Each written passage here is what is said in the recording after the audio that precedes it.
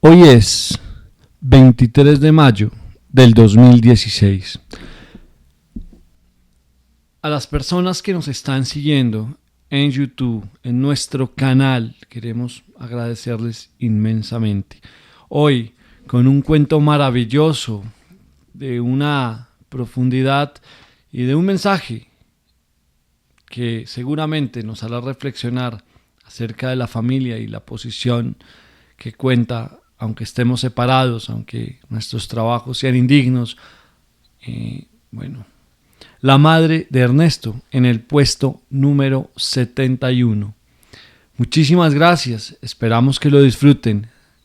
No olviden dejar sus comentarios, sus likes, sus inquietudes. Un abrazo y Dios los bendiga. La madre de Ernesto. Sí, Ernesto se enteró de que ella había vuelto. ¿Cómo había vuelto? Nunca lo supe, pero el caso es que poco después se fue a vivir a El Tala, y en todo aquel verano solo volvimos a verlo una o dos veces. Costaba trabajo mirarlo de frente. Era como si la idea que Julio nos había metido en la cabeza. Porque la idea fue de él, de Julio, y era una idea extraña, turbadora, sucia. Nos hiciera sentir culpables. No es que uno fuera puritano, no. A esa edad y en un sitio como aquel, nadie es puritano. Pero justamente por eso, porque no lo éramos, porque no teníamos nada de puros o piadosos y al fin de cuentas nos parecíamos bastante a casi todo el mundo, es que la idea tenía algo que turbaba, cierta cosa inconfesable, cruel, atractiva, sobre todo atractiva. Fue hace mucho. Todavía estaba el Alabama, aquella estación de servicio que habían construido a la salida de la ciudad sobre la ruta. El Alabama era una especie de restaurante inofensivo, inofensiva de día, al menos, pero que alrededor de medianoche se transformaba en algo así como un rudimentario club nocturno. Dejó de ser rudimentario cuando el turco se le ocurrió agregar unos cuartos en el primer piso y traer mujeres. Una mujer trajo. No, sí, una mujer. ¿De dónde la trajo? Julio asumió esa actitud misteriosa, que también conocíamos, porque él tenía un particular virtuosismo de gestos, palabras, inflexiones que lo hacían raramente notorio y envidiable, como a un módico Brumel de provincias, y luego, en voz baja, preguntó: ¿por dónde anda Ernesto? En el campo, dije yo. En los veranos, Ernesto iba a pasar unas semanas a El Tala, y esto venía sucediendo desde que el padre, a causa de aquello que pasó con la mujer, ya no quiso regresar al pueblo.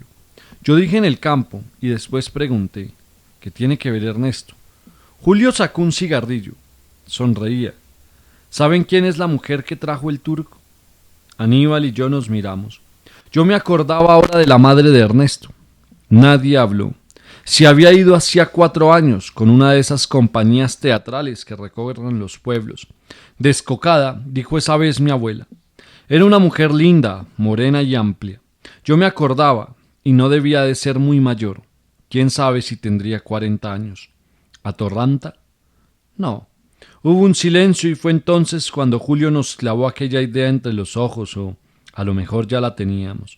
Si no fuera la madre, no dijo más que eso. ¿Quién sabe? Tal vez Ernesto se enteró, pues durante aquel verano solo lo vimos una o dos veces. Más tarde, según dicen, el padre vendió todo y nadie volvió a hablar de ellos. Y las pocas veces que lo vimos, costaba trabajo mirarlo de frente. ¿Culpables de qué, Che? Al fin de cuentas es una mujer de la vida y hace 3 meses que está en Alabama. Y si esperamos que el turco traiga otra, nos vamos a morir de viejos. Después, él, Julio, agregaba que solo era necesario conseguir un auto, ir, pagar, y después me cuentan, y que si no nos animábamos a acompañarlo, se buscaba alguno que no fuera tan braguetón. Y Aníbal y yo nos íbamos a dejar que nos dijera eso. Pero es la madre, ¿a qué llamas madre vos? Una chancha también pare chanchitos. Y se los come. Claro que se los come. ¿Y entonces? ¿Y eso qué tiene que ver? Ernesto se crió con nosotros. Yo dije algo acerca de las veces que habíamos jugado juntos. Después me quedé pensando. Y alguien, en voz alta, formuló exactamente lo que yo estaba pensando. Tal vez fui yo. ¿Se acuerdan cómo era? Claro que nos acordábamos. Hacía 3 meses que no nos veníamos acordando. Era morena y amplia. No tenía nada de maternal.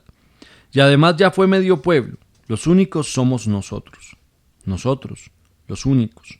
El argumento tenía la fuerza de una provocación, y también era una provocación que yo hubiese vuelto. Y entonces, puercamente, todo parecía más fácil. Hoy creo, quién sabe, que, de haberse tratado de una mujer cualquiera, ¿acaso ni habríamos pensado seriamente en ir? Quién sabe. Daba un poco de miedo decirlo, pero en secreto ayudábamos a Julio para que nos convenciera, porque lo equívoco, lo inconfesable, lo monstruosamente atractivo de todo eso era, tal vez, que se trataba de la madre de uno de nosotros. «No digas porquerías, ¿querés?», me dijo Aníbal. Una semana más tarde, Julio aseguró que esa misma noche conseguiría el automóvil. Aníbal y yo lo esperamos en el boulevard. No se lo debe de haber prestado. A lo mejor se echó atrás. Lo dije con desprecio, me acuerdo perfectamente. Sin embargo, fue una especie de plegaria. A lo mejor se echó atrás. Aníbal tenía la voz extraña, voz de indiferencia. No lo voy a esperar toda la noche. Si dentro de 10 minutos no viene, yo me voy. ¿Cómo será ahora? ¿Quién? La tipa. Estuvo a punto de decir. La madre. Se lo noté en la cara. Dijo la tipa. 10 minutos son largos y entonces cuesta trabajo olvidarse de cuando íbamos a jugar con Ernesto.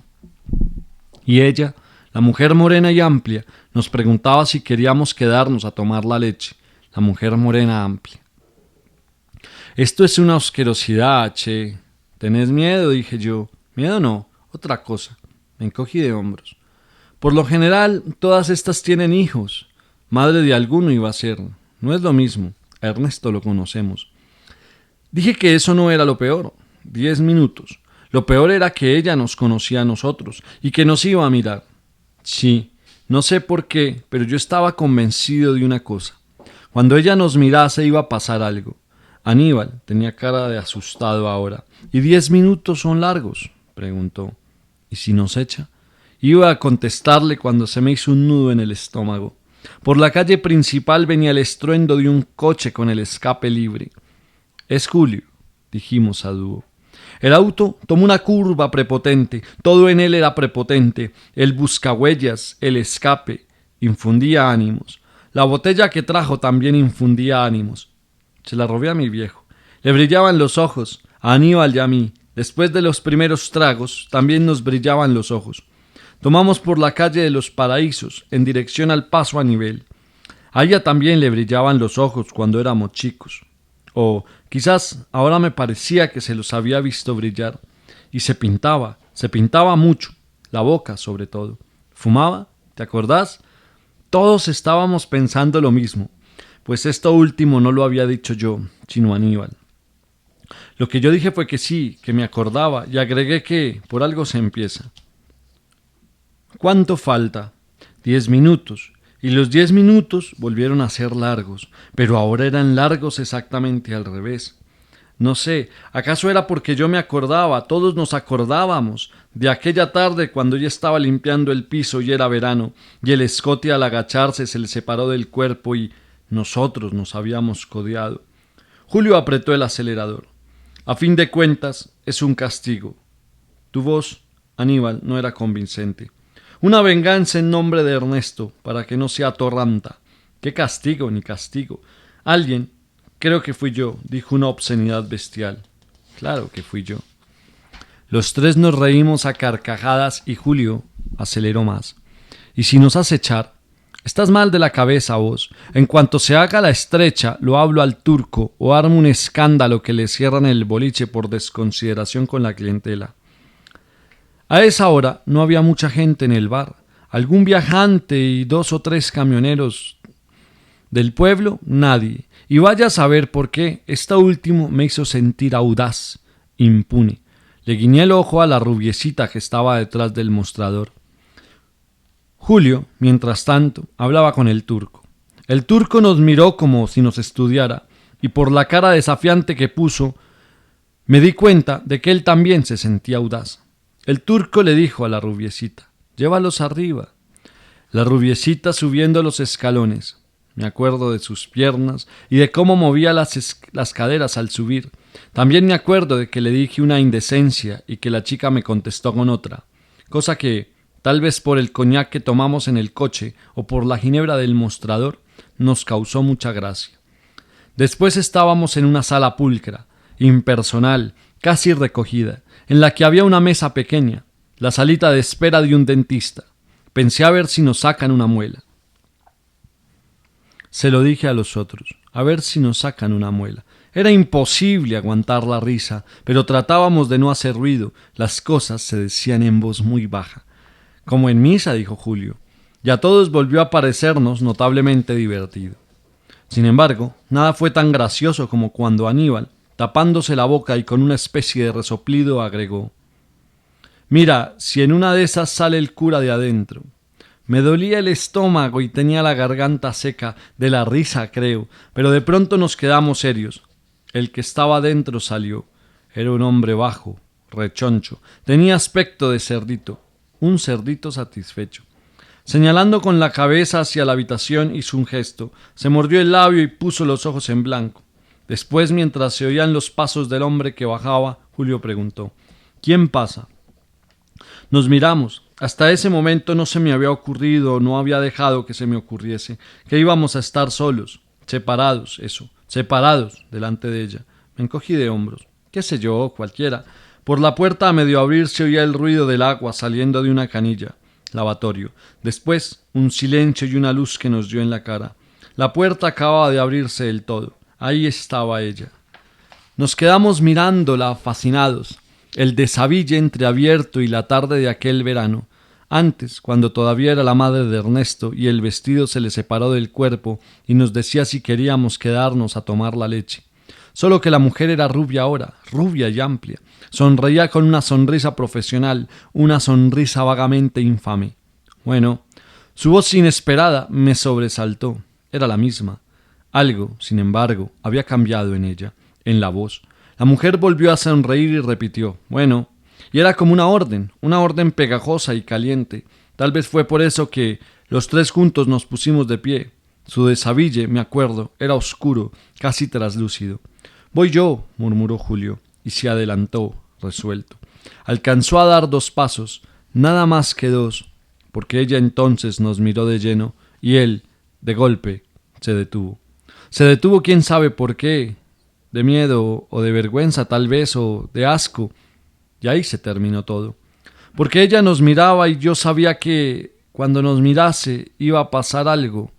Los tres nos habíamos quedado inmóviles, clavados en el piso, y al vernos así, titubeantes, vaya a saber con qué caras, el rostro de ella se fue transfigurando, lenta, gradualmente, hasta adquirir una expresión extraña y terrible.